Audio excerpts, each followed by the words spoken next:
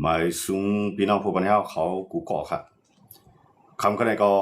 ตรงนั้นอยู่คืนวันที่14เดือนธันวาคมปี2026เขาขามาพบทุกอย่างกันในข่าวยามกลางค่ำกันคำก็ในก็เขาขามาโดยเงาลายปังตึกการซึกอันเกิดขึ้นดังตาวันออกกลางแทงคืนหนึ่งกันคำก็ในก็เกี่ยวกับรองปังตึกอเมริกันเลยดังอิหร่านนั่นก็ตึก10เปลี่ยนปังตึกยุคจันปังตึกข่าวยามคืนกูวันกันเนาะดังอเมริกันและอิสราเอลเนี่ยก็โฮมมือกันเมื่อแล้วเนี่ยปังตึกมันได้เกิดอยู่2ตีครับเนาะทีนึงได้ก็ได้เป็นอิสราเอลและอเมริกันโฮมมันจะได้ตึกอิหร่าน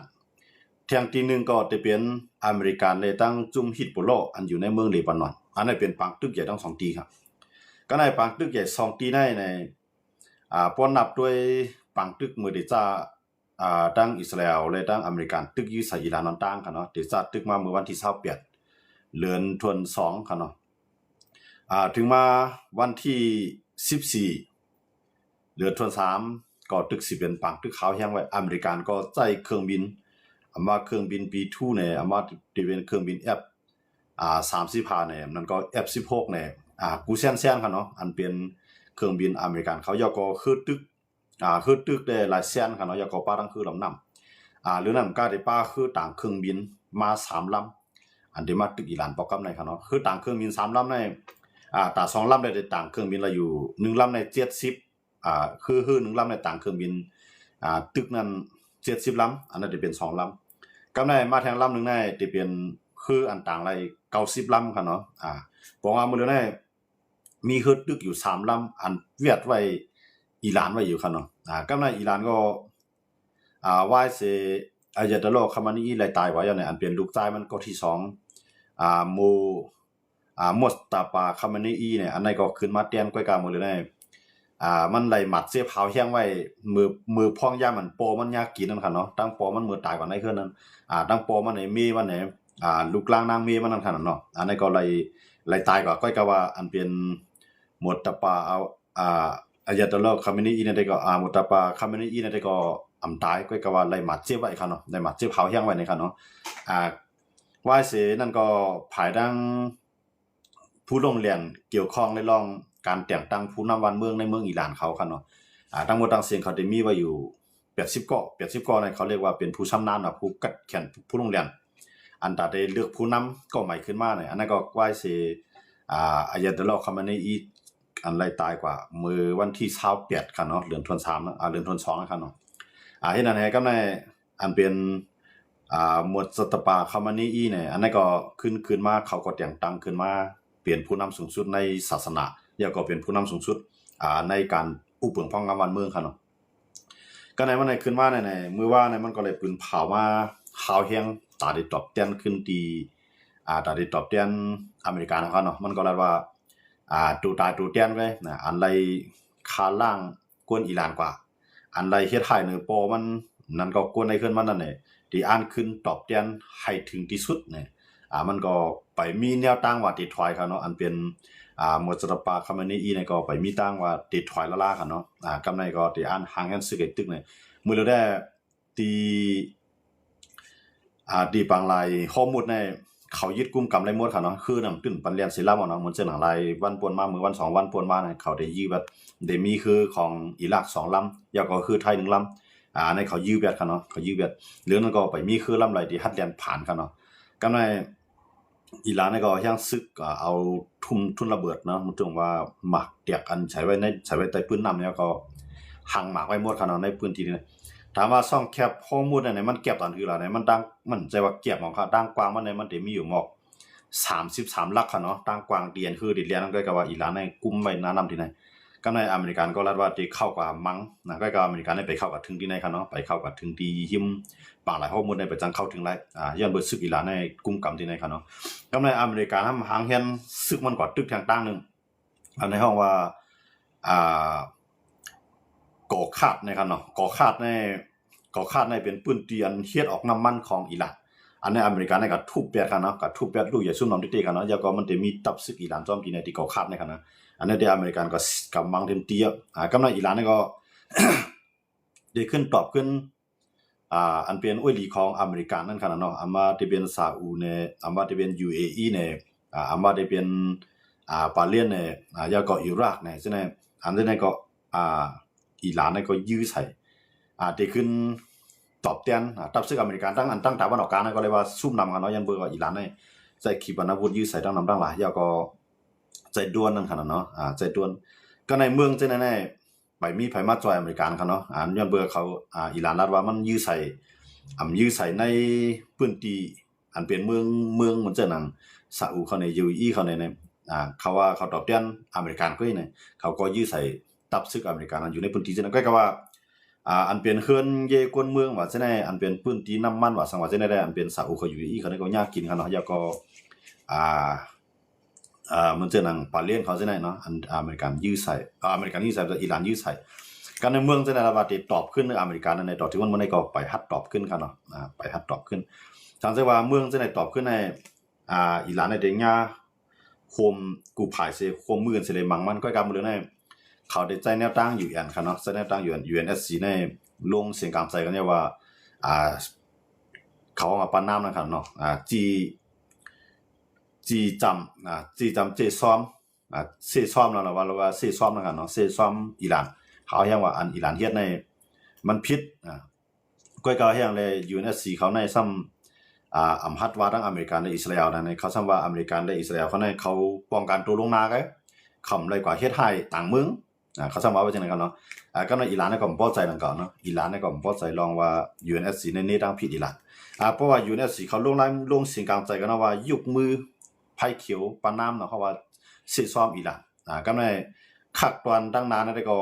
เหมือนเจ้าหนังซาอุเขา UAE เขาจังได๋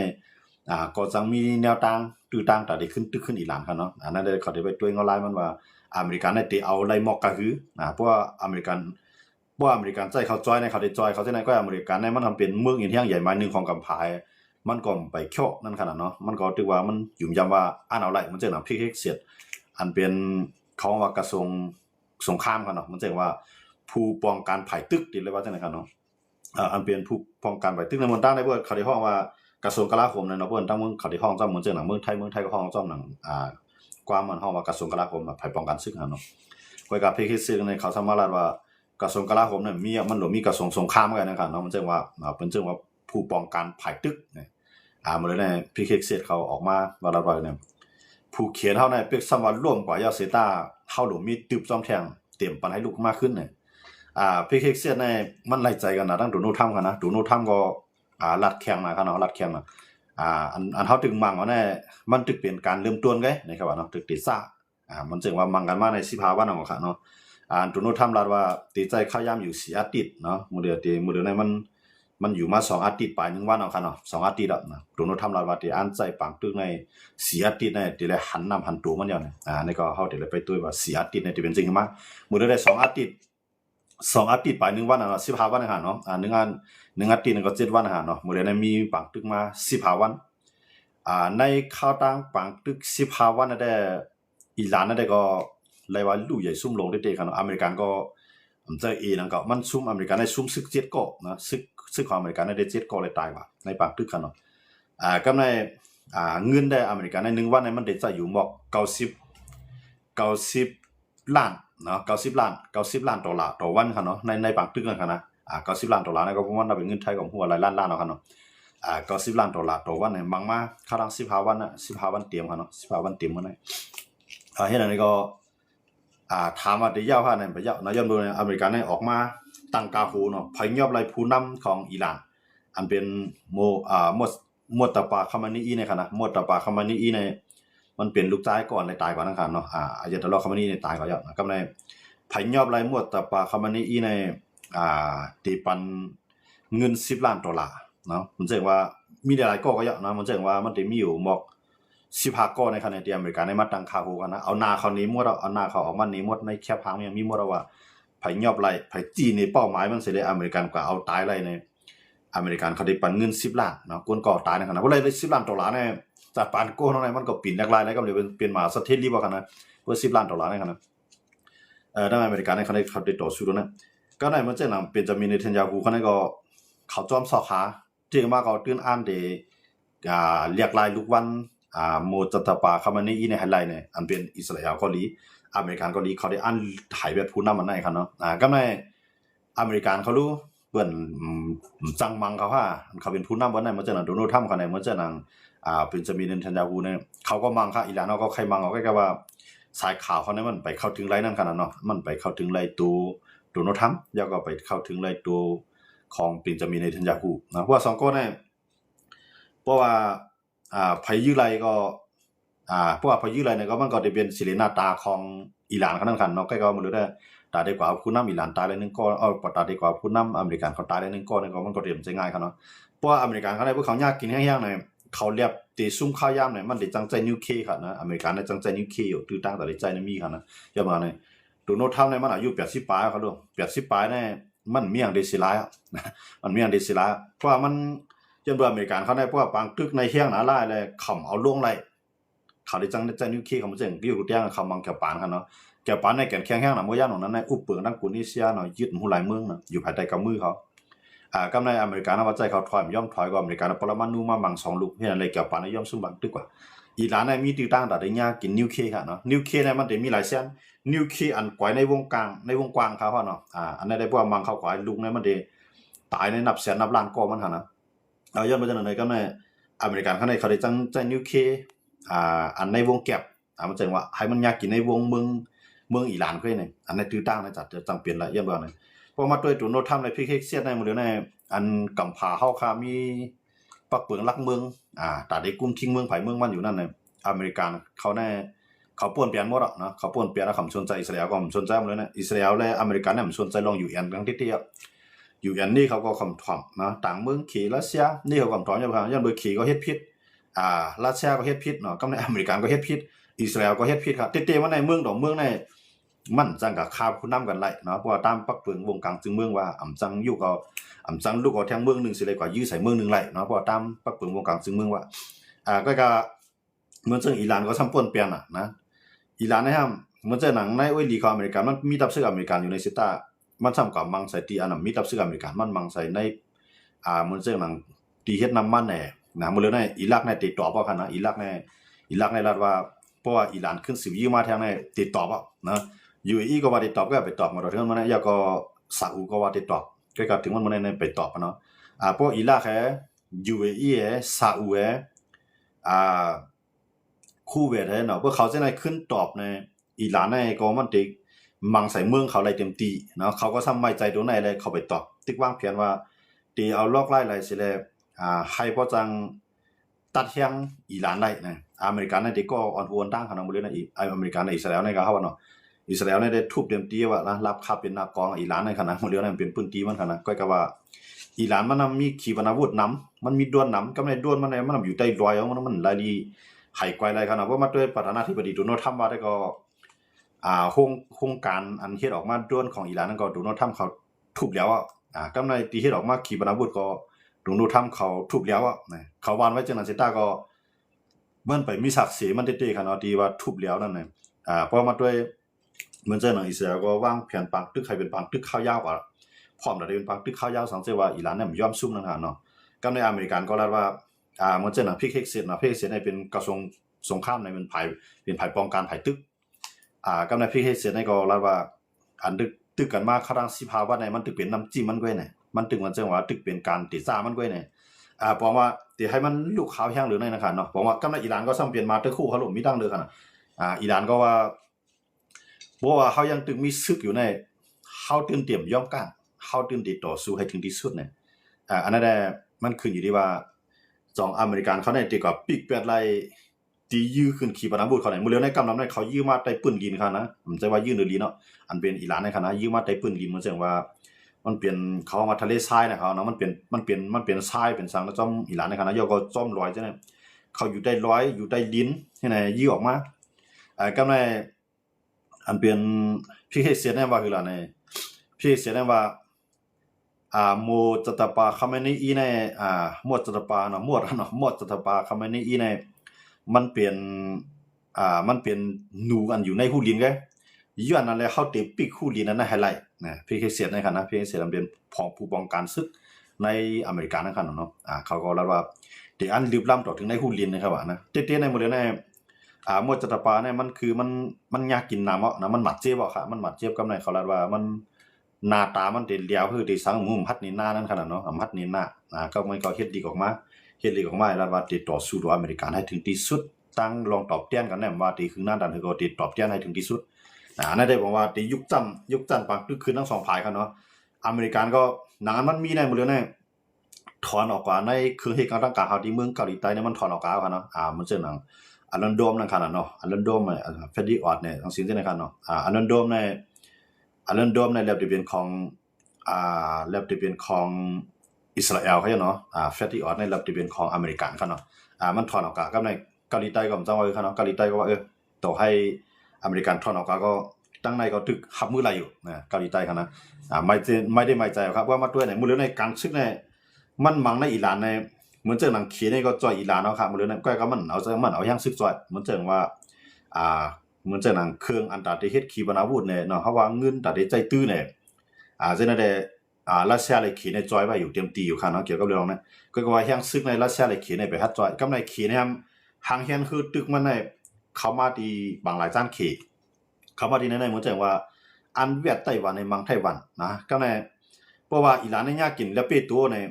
ก็ในหนังคือเดจันแห่งอเมริกันมังทั้งในเขในจังสั่งมังไต้หวันทางในเขาเงางานในเขาเงาลายมันไปจึงนั้นหมดเลยนะก็ในเกาหลีเหนือในยืบขีปนาวุธในตกใส่ในเมืองเกี่ยวปานนำจะในเมืองอันที่มีกวนก็ในปืนตีปลายมามีของเกี่ยวปานยื้อกว่าใน10ลูกครับตกกว่าในเมืองเกี่ยวปานในก็ออกมาสารคาดโหไม่ขนาดโหตั้งต่อซาออกเหมือนกันนะเกาหลีเหนือนั้นบางทางนึงเนาะก็ในไต้หวันทำยากเขียนเอาอย่างซึเอาอย่างซึแต่เอาขึ้นตึกในออกมาในก็นับเป็นปากล้ำมันค่ะเนาะออกมาแต่เดมันแจ้งว่ามื้อจ้าในเขาเขียนในรัฐว่าสิมาซ่อมรบเนาะเพราะว่าพึกปังตึกในปังหลายเนี่ยก็กวนดังนำได้อันเขาถ้าทางการเมืองนอกเมืองในเขาก็หันว่าเขียนในเรียบเอาข้าวย่ำในเสเพราะว่าอิหร่านเนี่ยเรียบปีอะไรเตี้ยๆอิหร่านเนี่ยเรียบพับมืออะไรเตี้ยๆในเขียนในจังมังไต้หวันพวกเขียนมังไต้หวันในเดจันแห่งอเมริกาในมาจอยไต้หวันก็ในตั้งนึงในเกาหลีเหนือมันตีมังเกี่ยวปานให้แน่ก็ในอเมริกาในก็ที่เราย่างซึ่งในมาจอยตั้งในแท่งนะแต่ที่ให้อิหร่านร่วมนั่นขนาดเนาะเพราะอิหร่านร่วมในตั้งแต่วันออกกลางใน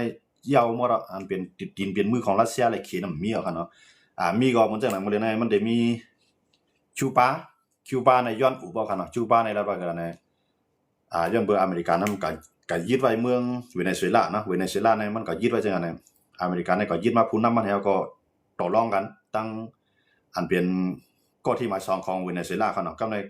คิงในก็มันเคยมามีอำนาจเพราะเคยมามีอำนาจก็ยอมรับอเมริกันเนาะยอมรับอเมริกันก็อเมริกันก็พอยอมรับปุ๊บในอเมริกันก็จะยังสึกต่อมันเนาะก็ปล่อยมันขึ้นมาเป็นผู้นำปล่อยมันขึ้นมาเป็นผู้นำไปก็ในก็ปืนเส้นตั้งกันอเมริกันในเมื่อลงทุนล่างขุดเจาะน้ำมันเพราะว่าขุดน้ำมันก็ในอเมริกันว่าคิวบาเนี่ยคือมันเตรียมมีพลังงานหมายถึงว่ามาไฟฟ้าในอำว่าน้ำมันในตาได้ใจตื้อนั่นขนาดเนาะตาได้ใจตื้อตาได้ปกป้องวันเมืองกว่านั้นพวกมีน้ำมันมีไฟฟ้าจังคือก็ในอเมริกาได้กับตัดไปที่ไหนเนาะแก้ว่าไฟฟ้าว่าน้ำมันว่าเมืองต้านในเขามาคิวบาในได้มาซื้อที่เวเนซุเอลาก็ในอเมริกาในโดนัลด์ทรัมป์ในเขาก็มีอาณาปาวาไว้ในเวเนซุเอลาก็ในก็ปานเนาะบัดในคิวบาในมีพวกคิวบาในพวกใครปกป้องวันเมืองกว่าพวกใครอยู่รอดใครมาอุปอเมริกันดีๆมื้อจ้างในคิวบาในรัฐว่ารัฐว่าใจแห่งซึกต่ออเมริกันเนาะอเมริกันก็รัฐว่าเก็บแบบว่าคิวบามื้อเลยในคิวบาในคนว่าเนาะอย่าว่านะคิวบาในหันเนี่ยว่าอเมริกันกำลังเวเนซุเอลาในใจเขายามสีโจมองเลยก็ในอเมริกันมามังแบบอันเป็นอายาตลอดเข้ามาในในใจเขายามก็นับโจมองมันแค่นำถึง20โจมองกันเนาะเฮ็ดให้กวนภูมิอาณาในเมืองอิหร่านนั้น41ก็ไล่ตายกว่านั่นถึงเขายาม24ชั่วโมงกันนะบอกว่ามื้อนั้นคิวบาเนี่ยได้ยากกินแท้เนาะคิวบาเนี่ยยอมครับมื้อนั้นคิวบาเนี่ยยอมว่าได้ย้อนอุปอเมริกันลองพลังงานมันแสดงว่าอเมริกันเคยมาขุดน้ำมันในซั่นแหละในคิวบาก็ไล่ในเมืองต่างในคิวบาในแข็งแรงเนาะคิวบาเนี่ยมันไล่ใจที่เขได้ใจที่รัสเซียเขาจะได้เป็นอินแห่งของเขที่รัสเซียกับในรัสเซียเขาเขเขาก็จอยเขาเนาะกำลังน้ำมันว่าสังว่าจะได้เขาเรียนซื้อเขรัสเซียขายเป็นเขตรัสเซียซื้อก็ซื้อเขตรัสเซียก็ในเผื่อหันโดนัลด์ทรัมป์ในกับพาลุงฟ้านั้นมันมีประเทศเหมือนโดนัลด์ทรัมป์เนี่ยว่าเขาว่าเนาะโดนัลด์ทรัมป์เนี่ยมันเขาว่าแหกกฎเนาะมันแสดงว่าปักเปลืองมันมีไว้วงการจึงเมืองได้ด้วยถึงผู้นำได้ด้วยถึงจึงเมืองเนี่ยโดนัลด์ทรัมป์เนี่ยมันสนใจมั้ง มันว่าหมักกว่าเข้าในยื้อกว่าทางหลายปีก็เสี่ยงเลยว่าตรงนั้นทำว่ากันนะอันเฮ็ดออกก็เฮ็ดออกได้ที่ก็ในเหมือนจะหนังเมืองอ้อยหลีเหมือนจะหนังยุโรปยุโรปเพราะฉะนั้นก็เหมือนจะหนังฝรั่งเศสนะฝรั่งเศสได้ยากกินจ้อมมาบ่เลยนะตับฝรั่งเศสอันอยู่ไว้ที่นั่งที่นึงเมืองอิรักในก็ญาอิหร่านยื้อยาวก็ซึกฝรั่งเศสในตายก็สิก็ฝรั่งเศสในก็บ่พอใจในอิหร่านแต่ว่ามันการเมืองหลวงภาพบ่กำในมันส่วนสิ้นฐานบ่ดอกค่ะเนาะมันส่วนสิ้นฐานบ่ดอกตั้งไหนก็มันงากันเนาะเสียงกูภายมื้อเลยแน่อันไปรับมือนักๆอันไปรับมือแข็งๆเลยอันย่อมเอาตัวเข้าตึกต่อสู้นั่นได้มันมีอยู่2เมือง2เมืองในก็หมายถึง1ในอิหร่านนะครับเนาะ2มาในฮิซบุลลอฮ์ในอยู่ในเมืองเลบานอนก็ในเมืองเลบานอนเป็นโรงวงซึ่งเลบานอนนั่นแหละมันก็เฮ็ดก่อดังเหมือนเจ้าหนังฝรั่งเศสเขาจะในก่อนเขาเฮ็ดก่อกันอยู่ก็ในเหมือนเจ้าหนังUAE เขากาตาร์เขาเป็น UAE เขาแล้วก็ซาอุเขาจะในก็เป็นอุลีกันดังตะวันตกอยู่เนาะเป็นอุลีดังตะวันตกก็ในอเมริกาอิหร่านมังเขาจะในดิเขาจะในเป็นเมืองสัตเทกับเมืองเตรียมพวกใครสุกยุงก็ก็สัมพันธ์อเมริกันตั้งตับซึกในเมืองเขาให้ไหนเขาจะทำรายตั้งใจทำลองเครื่องกองกลางอเมริกันรายตั้งใจทำเครื่องมินที่อเมริกันเนาะรายชื่อต่างๆเนาะมันจะว่าหลายๆครับเขาจะในก็การเฮ็ดก็อเมริกันนะครับเนาะก็ในฮิตโปโลเปลี่ยนเมืองหลายค่ะฮิตโปโลในมันเปลี่ยนจึงเมืองค่ะฮิตโปโลในเป็นจุ่มอยู่กองกลางจุ่มนึงก็ก็มันมีเอ็นแห่งใหญ่มันอยู่ในเมืองเลบานอนครับเนาะอยู่ในเมืองเลบานอนเพราะว่ามัดแยกกันก็เหมือนเจอในเมืองใต้นี่แหละเมืองใต้ในหลวงปองจึงเมืองใต้เนี่ยเขามีอยู่หลวงปองจึงก็ก็ว่าเฮาไล่เอาใต้เฮาในคืนมาเปลี่ยนภูมิอำนาจก็ก็มันมีจื้อไงก็ก็ตับซึกกันแข็งในเมืองใต้เป็นจุ่มหลายๆในเป็นว่าอยู่เรดเอเนาะก็การเป็นหลวงปองจึงได้เป็นหลวงปองจึงเมืองไทยอยากจะก็อยู่ภายใต้กลุ่มกับซึกมาว่ามาแยกกันได้ฮิตบุลอในก็มันก็มันเป็นจุ่มอยู่กองกลางอันนี้แห่งใหญ่ก็ก็มันจะเป็นหลวงปองจึงเนาะหลวงปองจึงได้เป็นหลวงปองจึงเลบานอนแต่มันมีตับซึก2อันที่ไหนครับนะในเมืองเลบานอนมีตับซึก2อันตับซึกอันนึงในเป็นตับซึกหลวงปองจึงตับซึกอันนึงในเป็นตับซึกลูกพื้นอันเอ็นแห่งแข็งในก็เป็นฮิตบุลอนะฮะเนาะเหมือนเจ้าหนังอิรักในก็มีตับซึก2อันอิรักใจบางครั้งอิหร่านในก็มีตับซึก2อันตับซึกอันนึงในเป็นตับซึก ICC IRCC ครับเนาะ IRCC ในเป็นตับซึกของฮิตบุลอเป็นตับซึกของอายาตะลอก็ในแต่ตับซึกอันนึงในเป็นตับซึกหลวงปองซึงมันมี2อันจังไหนก็กะอันเอ็นแห่งใหญ่เนี่ยมันจะตับซึกหลวงปองซึงอันเอ็นแห่งใหญ่เนี่ยเป็นตับซึกของIRCC อันเป็นตับซึกของอายาตะลอคาเมนีนะครับเนาะเขาจะเนี่ยเป็นตับซึกได้แก่เคศาสนาเขาก็กะมันแก่นแข็งหรือตับซึกหลวงปองซึงนะครับเนาะอย่างนั้นก็ในมันมี2ตับซึกจังไหนก็ในเลบานอนนั่นได้ก็อิสราเอลเนี่ยมันใจมันเป็นจุ่มฮิตบุลอเนี่ยมันมีขีปนาวุธนำครับเนาะยื้อปันเมืองอิสราเอลเนี่ยก็ยากกินนำเหมือนกันฮะมื้อในอิสราเอลเนี่ยเครื่องเฮ็ดกระดังกลางหาวก็บ่ใครป้อหลีขนาดอย่างเมืองเนี่ยอิหร่านเขาในใจด้วนปล่อยมาใจขีปนาวุธปล่อยมาฮิตบุลออยู่จำเนี่ยก็ปล่อยมามันขึ้นทับนำแห่งหนาหลายใครเพียงป้อนะฮะเนาะใครเพียงป้อกำลังอิสราเอลก็ได้ยุคจันปังตึกที่เป็นปังตึกซิมนาลินค่ะนะปังตึกกันที่เกิดขึ้นกำลังได้เป็นปังตึกซิมนาลินเป็นจะมีเนทันยาฮูเนี่ยปืนเผาว่าตั้งฝ่ายป้องกันซึกของอิสราเอลค่ะเนาะปืนเผาว่าฮิตบุลอในพวกเขาซิมใน